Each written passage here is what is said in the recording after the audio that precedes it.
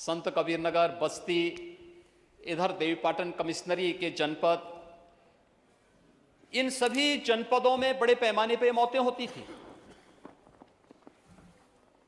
लेकिन समाजवादी पार्टी सरकार एक भी बार अपनी संवेदना व्यक्त करने के लिए उन क्षेत्रों में उन मरीजों को मिलने तक कोई नहीं गया, क्योंकि फुर्सत ही नहीं थी।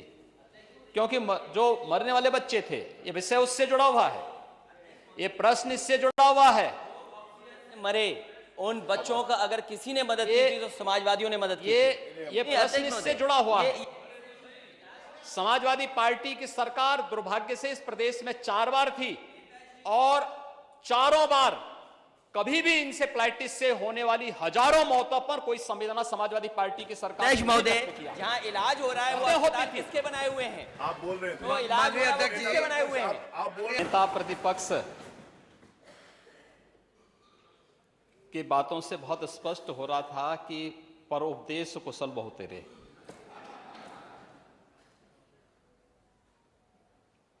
और उनको यह भी नहीं पता था कि वह जो बोल रहे हैं आखिर किसको बोलना चाहते हैं। इस प्रदेश में 4 बार समाजवादी पार्टी की सरकार रही है और मुझे नहीं लगता है कि 25 करोड़ जनता जो प्रदेश की है या देश की 135 करोड़ की आबादी में से कोई भी व्यक्ति जो राजनीतिक रूप से उनसे उपकृत होगा, उनको छोड़ करके शेष कोई भी समाजवादी पार्टी को एक सही नजरिए से देखता होगा।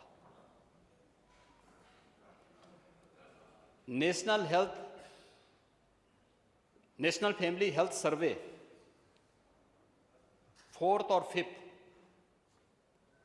जो आए हैं या इससे पहले जो सर्वे हुए हैं, वे सर्वे इस बात की गवाही देते हैं कि उत्तर प्रदेश में विगत 5.5 वर्षों के अंदर स्वास्थ्य सेवाओं में बेहतरीन सुधार हुआ है। और चाहे वह एनीमिया से जुड़े हुए मामलों में सुधार का प्रश्न हो, ये नेशनल एवरेज से अच्छा हुआ है। शिशु मृत्यु दर और मातृ मृत्यु दर, यह पहले की तुलना में काफी इसमें सुधार हुआ है। अन्य मामलों में भी उत्तर प्रदेश ने उत्तरोत्तर वृद्धि की है, काफी उसमें अच्छी प्रगति हुई है। मैं केवल एक उदाहरण देना चाहता हूं। गोरखपुर की चर्चा माननीय नेता प्रतिपक्ष ने की और बोलते बोलते उनको बहुत सारी चीजें याद आती हैं। स्वाभाविक रूप से जब कोई चीज और खासतौर पर जनता जनार्दन अपना फैसला करके दे ही देती है, सपने जब तार तार होते हैं तो उसका दुख होगा ही, और उनकी बातों में वो दुख झलक भी रहा था। लेकिन हमें जनता जनार्दन के फैसले को स्वीकार तो करना पड़ेगा। ये सीजन पूर्वी उत्तर प्रदेश के लोगों के लिए हमेशा भय का प्रतीक होता था। एक कंपकपी छूटती थी जुलाई से लेकर के नवंबर तक। इंसेफ्लाइटिस से प्रतिवर्ष वहां पे 1200, 1500, 2000 तक मौतें होती थी। अकेले गोरखपुर का बीआरडी मेडिकल कॉलेज 500-500 मौतें उस मेडिकल कॉलेज में एक छत के नीचे एक वर्ष में होती थी। जनपदों के अंदर जो मौतें हो रही थी वो अलग है। जो लोग हॉस्पिटल तक नहीं पहुंच पाते थे वे अलग थी। डबल इंजन की सरकार का ही प्रभाव है और संयुक्त कार्यवाही का ही परिणाम है।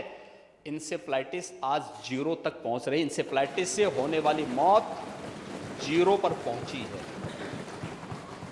अभी मैं गोरखपुर के दौरे पे था, स्वास्थ्य विभाग के साथ एक बैठक मेरी हो रही थी।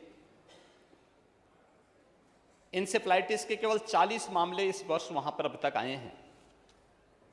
40 में से 33 एक्यूट इंसेफ्लाइटिस के और 7 जापानी इंसेफ्लाइटिस के। मौत 0 है। ये गोरखपुर जनपद की बात कर रहा हूं मैं। गोरखपुर, ऐसे ही कुशीनगर, देवरिया, महाराजगंज, हमारे माता प्रसाद पांडे जी पूर्व अध्यक्ष जी का जनपद सिद्धार्थनगर, या संत कबीर नगर, बस्ती, इधर देवीपाटन कमिश्नरी के जनपद, इन सभी जनपदों में बड़े पैमाने पर मौतें होती थी। लेकिन समाजवादी पार्टी सरकार एक भी बार अपनी संवेदना व्यक्त करने के लिए उन क्षेत्रों में, संत कबीर नगर, बस्ती, इधर देवीपाटन कमिश्नरी के जनपद, इन सभी जनपदों में बड़े पैमाने पर मौतें होती थी। लेकिन समाजवादी पार्टी सरकार एक भी बार अपनी संवेदना व्यक्त करने के लिए उन क्षेत्रों में उन मरीजों को मिलने तक कोई नहीं गया, क्योंकि फुर्सत ही नहीं थी, क्योंकि जो मरने वाले बच्चे थे, ये विषय उससे जुड़ा हुआ है, ये प्रश्न इससे जुड़ा हुआ है। मरे उन बच्चों का अगर किसी ने मदद की थी तो समाजवादियों ने मदद की थी। ये प्रश्न इससे जुड़ा हुआ है। समाजवादी पार्टी की सरकार दुर्भाग्य से इस प्रदेश में 4 बार थी और चारों बार कभी भी इंसेफ्लाइटिस से होने वाली हजारों मौतों पर कोई संवेदना समाजवादी पार्टी की सरकार ने महोदय, नहीं व्यक्त किया। जहां इलाज हो रहा है वो अस्पताल किसके बनाए हुए हैं? आप बोल रहे थे, तो इलाज हो रहा है वो किसके बनाए हुए हैं? आप बोल रहे अध्यक्ष जी, तो इलाज हो रहा है वो किसके बनाए मेरी हुए बात हैं? सुनिए, आप बोल रहे थे, कोई नहीं बोला, अब माननीय मुख्यमंत्री जी बोल रहे, सुनिए। जब माननीय नेता यही बात प्रतिपक्ष मैंने बोल रहे नेता थे प्रतिपक्ष बोल रहे थे, कोई बीच में कोई भी किसी नहीं ने कोई व्यवधान नहीं किया। किसी ने कोई व्यवधान नहीं किया, नहीं कोई व्यवधान नहीं किया था। नेता सदन बोल रहे हैं, आप उसको सुनिए। आपने मान्यवर कोई प्रयास नहीं हुए, ये लोग दूसरों को उपदेश देते हैं। सच्चाई क्या थी 2017 में? उससे 5 वर्ष पहले तो समाजवादी पार्टी की सरकार 2012 से 2017 तक थी। प्रदेश के सभी प्राथमिक स्वास्थ्य केंद्र बंद कर दिए गए थे, कोई डॉक्टर नहीं था, कोई डॉक्टर नहीं था। और कोरोना महामारी के दौरान पता नहीं नेता प्रतिपक्ष कहां गए थे, मुझे तो लगता है किसी ने, हम लोगों ने तो कभी नहीं देखा उनको बाहर निकलते हुए। 3-4 चरणों में दुर्भाग्य से इंसेफ्लाइटिस आई थी और उन 4 चरणों में हमें तो आशंका थी कि ऐसा ना हो कि कोरोना कालखंड में 5वें चरण की वो आ जाए तो फिर इनका क्या हाल होगा। लेकिन ईश्वर की कृपा थी कि कोरोना हम लोगों ने नियंत्रित करने में सफलता प्राप्त की। अब देखिए कौन देख रहा है, वैक्सीन तो हम लोगों ने फ्री भी की है, फ्री वैक्सीन है। नहीं, मैं क्या कह रहा हूं ना, हम लोगों ने तो वैक्सीन ली है, नेता हम लोगों ने वैक्सीन ली है, पावर होंगी, हम लोगों ने वैक्सीन ली है।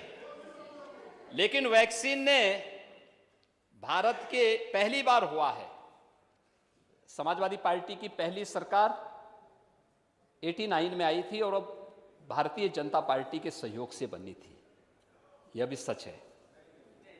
भारतीय जनता पार्टी ने उस सरकार को, जनता दल की सरकार को सपोर्ट किया था। सच स्वीकार करो, सच स्वीकार करो। चलिए हो गया, अरे ठीक है, अरे हो गया रविदास जी। 89 से आपने देखा होगा समाजवादी पार्टी को 4 बार, ठीक है नाम पहले कुछ रहा होगा, लीडर वही थे ना, नेता वही थे, और इनको 4 बार प्रदेश में शासन में रहने का अवसर प्राप्त हुआ।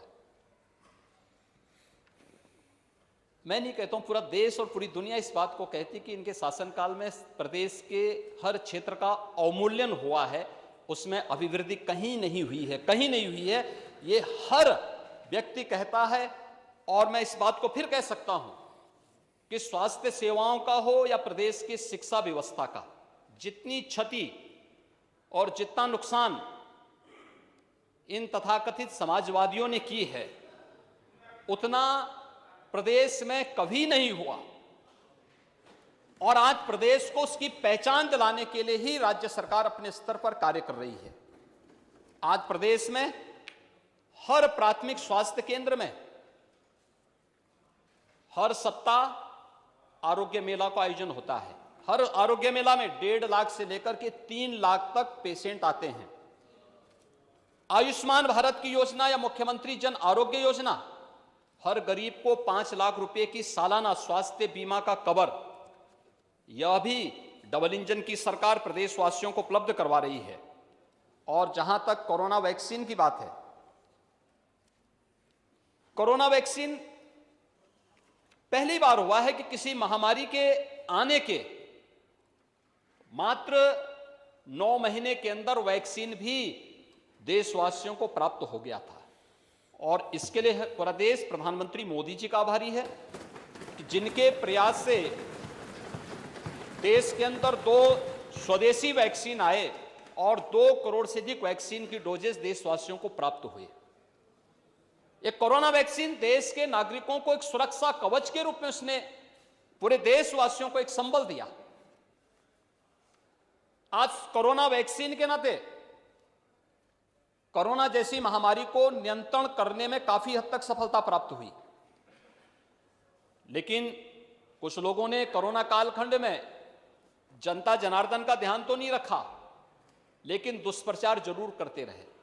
कभी वैक्सीन के खिलाफ करते थे, कभी किसी अन्य उसके खिलाफ अभियान, अनावश्यक एक नकारात्मक माहौल बनाने का प्रयास करते थे। लेकिन उत्तर प्रदेश में अब तक हम लोग 38 करोड़ से अधिक वैक्सीन की डोजेज उत्तर प्रदेश के अंदर दे चुके हैं और ये सभी वैक्सीन की डोजेज फ्री में ही उत्तर प्रदेश वासियों को प्राप्त हुई है। राज्य सरकार को बहुत प्रमाण पत्र कहीं से और लेने की आवश्यकता नहीं। नेशनल फैमिली हेल्थ सर्वे इस बात के प्रमाण प्रस्तुत कर रहे हैं। राज्य सरकार ने प्रदेश के अंदर हर एक व्यक्ति को बेहतरीन स्वास्थ्य सुविधा उपलब्ध कराने के लिए पूरी तरह हम प्रतिबद्ध हैं और सरकार उसको पूरी मजबूती के साथ, पूरी प्रतिबद्धता के साथ आगे बढ़ाएगी।